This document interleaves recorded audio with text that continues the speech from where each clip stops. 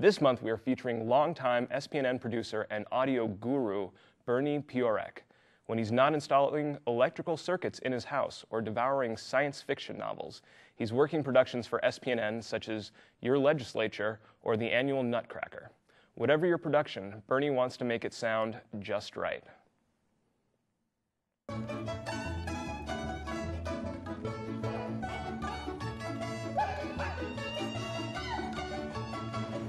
Doing audio for musical events for cable, whether it's here or other access centers, gets me into a lot of venues to hear music I normally would never take the time to go see.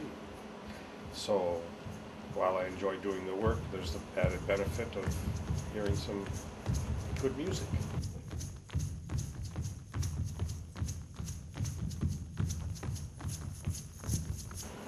I've produced 6 productions, one-off shows. Basically somebody else is putting something on and I'm just documenting it. They're usually arts or cultural entertainment things, mostly folk dancing. Because of my long relationship with community production, I will ask or hire the camera people that I know from those shoots that I've worked on that I know are good, the directors that I know are good. I often get SPNN staff, David Zirat and Steve Brunsberg, to work on my shoots for me, and I end up with what I think are pretty high quality shoots.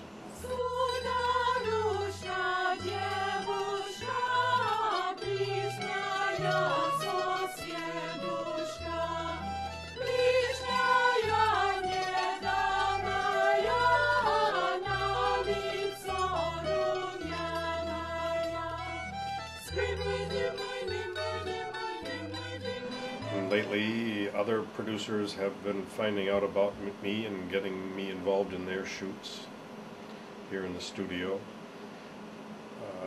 Probably 80% of the time I'm in the production truck. It's community production things, parades and concerts, and political events, and things like that. For someone who doesn't have the skill set and they want to learn it, you got to take the classes.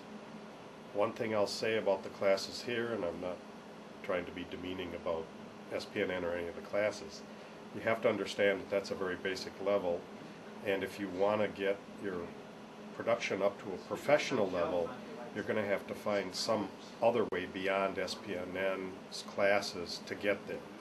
Either working on other people's shoots and learning and picking it up, or I don't know what other resources there are. You know, maybe there's other schools that offer more advanced training for the different aspects of video production. I'm a kind of a techie, geeky kind of guy. I'm happiest when I'm engaged in these kinds of activities. It gives me a sense of importance. If I screw up the audio, it screws up the shoot. It's, you know, it's not an unimportant aspect of the shoot. And it gives me a sense of responsibility for a very important part of it. There usually only is one audio engineer, and all of the sound on a videotape is my responsibility. There really isn't anybody else helping me with it. A director has to know how to work the switcher, but he's got camera people, and if they're trained, they're assisting him in putting together what he needs to do. Cable access gives voice to anyone. Some of the shows only appeal to a few people, but that's important for those few people. Other shows appeal to a broader audience, and if cable access or access producers weren't covering those things, who would?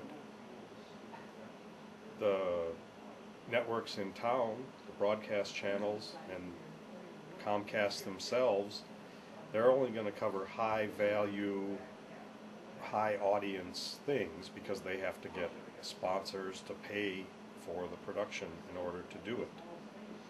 The access model is different. It allows anyone with a small amount of training to get something on the air.